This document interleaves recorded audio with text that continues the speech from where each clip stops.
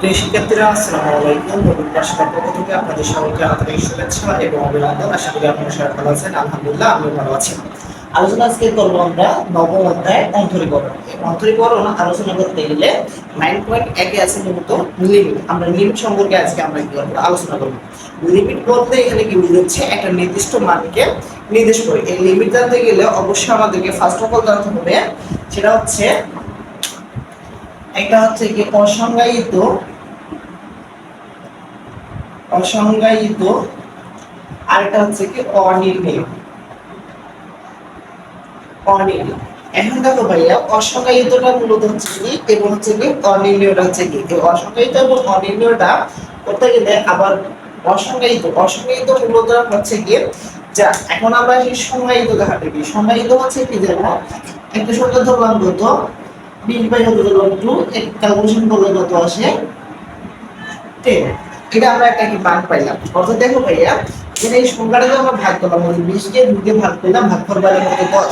অর্থাৎ এটার একটা কি নির্দিষ্ট মান আছে, যে মানটা হচ্ছে কি যেখানে যাই না কেন স্থান বা কাল ভেদে এই মানটা কোনো কি পরিবর্তন হবে না। অর্থাৎ যে মানটার কোনো পরিবর্তন হচ্ছে না সেটাই হচ্ছে কি সংজ্ঞায়িত। যেমন এখানে চাঁদের দেশেও বলো যেখানে যাব এই মানটা কিন্তু কি আমরা ক্যালকুলেশন করলে একই রকম মান পাবো। কিন্তু অসংজ্ঞায়িতের ক্ষেত্রে আমরা কোনটাকে বুঝবো? অসংজ্ঞায়িত হচ্ছে কোন সংখ্যাকে 0 দ্বারা ভাগ করে, যেমন অঙ্কে যদি আমরা 0 দ্বারা ভাগ করি সেই সংখ্যাটা হবে প্লাস মাইনাস ইনফিনিটি। এই 1/0টাকে আমরা কি বলবো? অসংজ্ঞায়িত। অসংজ্ঞায়িত বলতে কি, তাহলে কি বুঝলাম? অর্থাৎ কোনো একটা সংখ্যাকে যদি আমরা 0 দ্বারা ভাগ করি, ভাগ করলে যে মানটা পাবো সেটা হবে কি প্লাস মাইনাস ইনফিনিটি। অর্থাৎ সেটা ধনাত্মক ইনফিনিটি হতে পারে অথবা ঋণাত্মক ইনফিনিটি হতে পারে। আশা করি বুঝতে পারছেন। এখন হচ্ছে অনির্ণেয়। অনির্ণেয় বলতে আমরা কোনটাকে বুঝবো? অনির্ণেয় হচ্ছে কি 0/0 আকারে। এটাকে কি বলবো আমরা? অনির্ণেয়। অর্থাৎ এখানে কিছু কি নির্ণয় করা যাচ্ছে না। এখন মনে করি ভাইয়া, দেখো 0/0 ইকুয়াল টু হচ্ছে কি x। এটাকে কি মনে করলাম? x। অর্থাৎ দেখো ভাইয়া, আরেকটা ঘটনা বলি স্বাভাবিকভাবে, যেমন যদি এখানে 16 কে 2 দিয়ে ভাগ করি তাহলে অ্যানসার আসে কত? 8। অর্থাৎ ভাগফল আসছে এখানে আমার কত? 8। দেখো ভাইয়া, এখন এই 2 কে যদি আবার 8 দিয়ে গুণ করে তাহলে আবার কত আসে? 16। এটা হচ্ছে কি একটা নির্দিষ্ট মান বাইর করতে পারতেছি, বাট এখানে দেখো আবার 0 কে যদি x দিয়ে গুণ করি তাহলে আসে কত? 0। আবার এখন x এর মান যদি 1 নেই, x is equal to 1 হলাম, তাহলে x এর মান যদি 0/0 ইকুয়াল টু কত হলাম? 1 দিয়ে গুণ করলে কত আসে? 0। আবার 0 দ্বারা 1 দিয়ে গুণ করলে কত আসে? 0। আবার x এর মান কত বসাইলাম? 2, 2 দিয়ে বসালে কি আসে? 0 আসে। অর্থাৎ এক্স্যাক্টলি এই মানটা কত আসছে সেটা আমরা কি জানতেছি না। যেহেতু আমরা এক্স্যাক্টলি এই মানটা নির্ণয় করতে পারতেছি না, এজন্য এই আকারটাকে কি বলবো? অনির্ণেয় আকার। আশা করি বুঝতে পারছি। এখন আসা যায় লিমিটের ধর্মাবলী।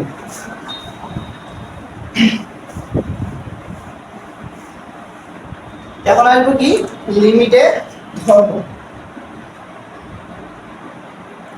লিমিটের ধর্মাবলী, দেখো ভাই লিমিটের ধর্মাবলী কি?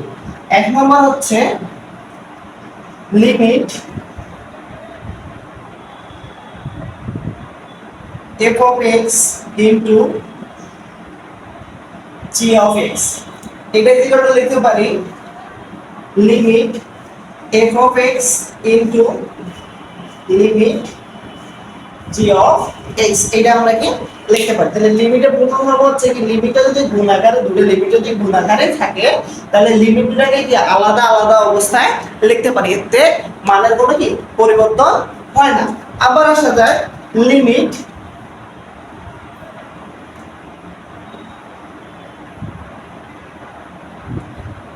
f of x plus g of x। এটা আমরা কি দেখতে পারি? দেখো এখানে লিমিট কি দেয়া আছে? Limit f of x plus g of x। এই লিমিটটা দেয়া আছে, এই লিমিটটা আমরা লিখতে পারি limit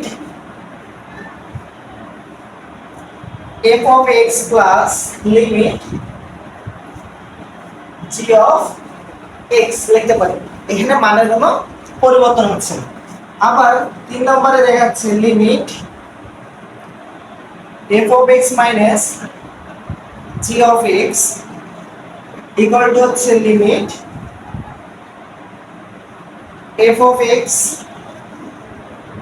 minus limit g of x। অর্থাৎ এখানে কোনো হচ্ছে না, অর্থাৎ এখানে মানে কোনো পরিবর্তন হচ্ছে না। অনুরূপভাবে আরেকটা, এখন যদি লিমিটটা ভাগ আকারে থাকে তাহলে ভাগ আকারে লিখতে পারি limit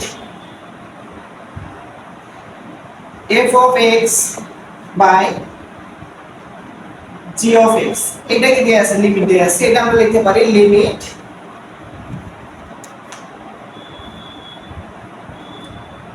limit f of x by limit g of x। এটা লিখতে পারি। অর্থাৎ এখানে মানের কোনো কি হচ্ছে না, পরিবর্তন হচ্ছে। যেহেতু মানের কোনো পরিবর্তন হচ্ছে না, অর্থাৎ লিমিট যদি দুটো গুণ আকারে দেওয়া থাকে তাহলে আলাদা আলাদা ভাবে লিমিট লিখতে পারি। আবার দুটো লিমিট যদি যোগ আকারে থাকে ওই লিমিটটাও আমরা আলাদা আলাদা ভাবে লিখতে পারি। এতে মানের কোনো পরিবর্তন হয় না। এবারকার লিমিট যদি গুণ অবস্থায় দেওয়া থাকে বা বিয়োগ অবস্থায় দেওয়া, বিয়োগ অবস্থায় থাকলে কি মানের কোনো পরিবর্তন হবে না। অর্থাৎ আলাদা আলাদা ভাবে লিখলে মানের এখানে কোনো পরিবর্তন হচ্ছে না। ঠিক অনুরূপভাবে যদি লিমিটটাকে আমরা ভাগ আকারে রাখি তাহলে এখানের ক্ষেত্রে লিমিটের কোনো কি হচ্ছে না, পরিবর্তন হচ্ছে না।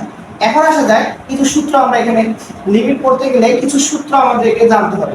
সেই সূত্রগুলো এখন আমরা দেখব। যেমন কি বলছে, limit x tends to 0 sin x by x এর মান কত হবে 1।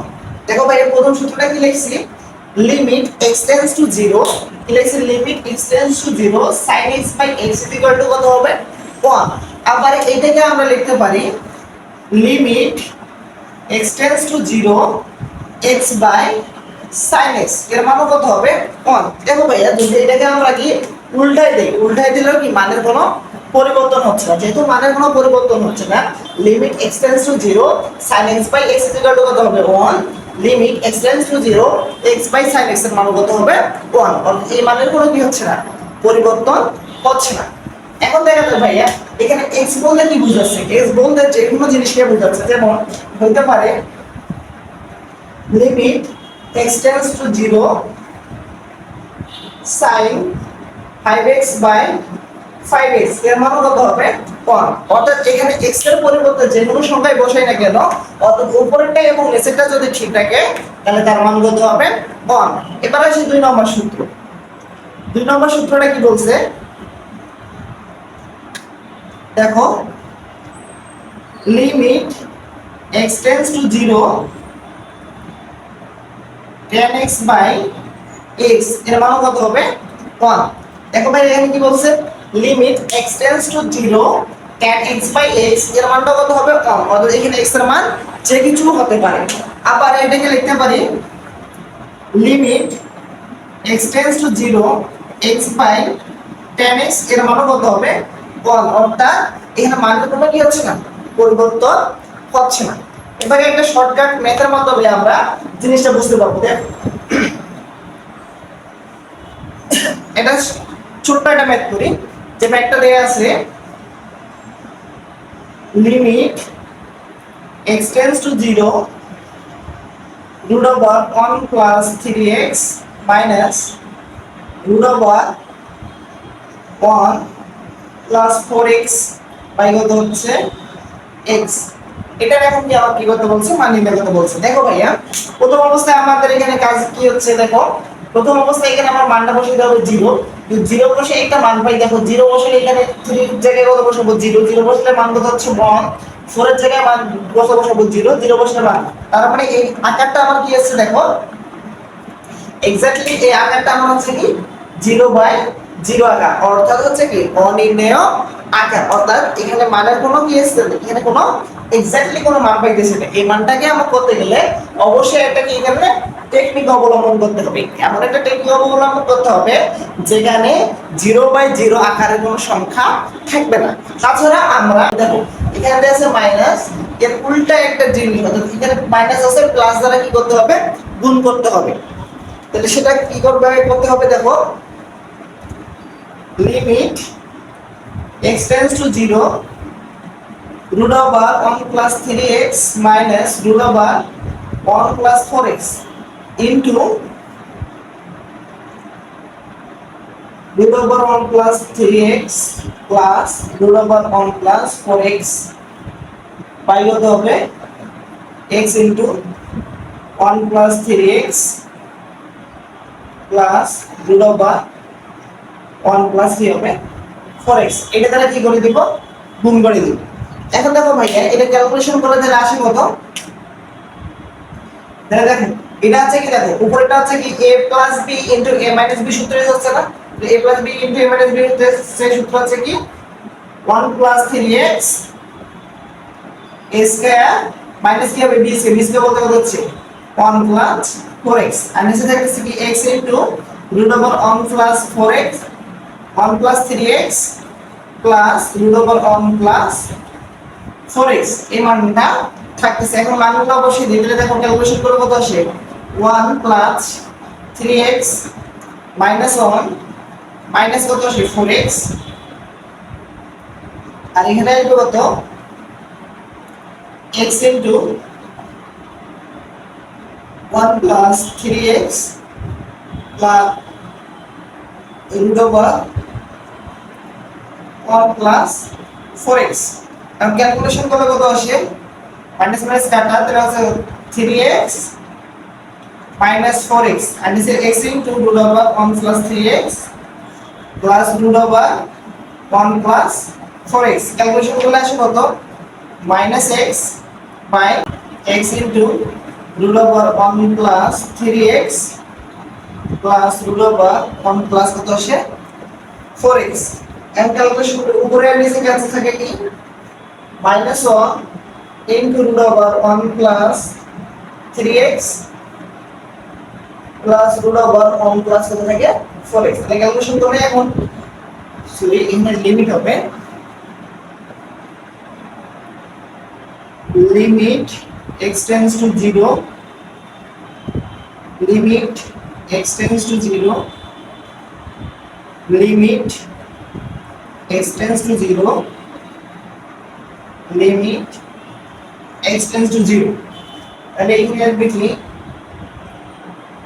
limit x tends to 0 এখন দেখো ভাই এখন এই যে x এর মানটা এখানে কি বসাবো 0 বসাবো তাহলে কি আসবে উপরে কত আসে -1 এখানে বসে কত তাহলে root over 1 plus root over কত আসে 1 এটা হচ্ছে -1 বাই কত আসে 2 এটাই হচ্ছে কি অ্যানসার। দেখো ভাইয়া আশা করি ম্যাথটা বুঝতে পারছো। তাহলে দেখো প্রথম অবস্থায় যে ম্যাথটা দেয়া আছে limit x tends to 0 root over 1 plus 3x minus আছে কি root over 1 plus 4x by কত দেয়া আছে x এটা কি দেয়া আছে আমার দেয়া আছে এটাকে কি করতে হবে সমাধান করতে হবে। এমনটা দেয়া আছে আমাদের কি করতে হবে সমাধান করতে হবে। সমাধান করার ক্ষেত্রে এই সংখ্যাটা অর্থাৎ এই ম্যাথটা সমাধান করার ক্ষেত্রে একটা জিনিস লক্ষ্য করতে হবে এই যে উপরে যদি কোনো কিছু রুট ওভার থাকে দুইটার উপরে যদি আছে রুট ওভার দেয়া থাকে এর কনজুগেটেড মান দ্বারা কি করতে হবে উপরে এবং নিচে কি করতে হবে গুণ করতে হবে। যেমন এখানে দেয়া আছে কি মাইনাস তার মানে একে কি করতে হবে প্লাস দ্বারা গুণ করতে হবে। তাহলে এখানে দেয়া আছে মাইনাস এর প্লাস দ্বারা গুণ করি তাহলে প্লাস দ্বারা গুণ করলাম। এখন দেখো উপরেটা হচ্ছে কি a plus b into a minus b সূত্র হচ্ছে a square minus b square সূত্র ইউজ করে দিলে কত আসে 1 প্লাস 3x রুট করলে কত আসে অ্যানসার কত আসে 1 প্লাস 3x মাইনাস কত আসে 1 প্লাস 4x ক্যালকুলেশন করলে কত আসে মাইনাস x বাই কত আসে x ইনটু হচ্ছে কত এটা থাকে। এখন এটাকে ক্যালকুলেশন করলে উপরে থাকে কত মাইনাস আর নিচে কত থাকে হাফ। আশা করি বুঝতে পারছো। যদি কোথাও বুঝতে অসুবিধা হয় অবশ্যই কি কমেন্ট বক্সে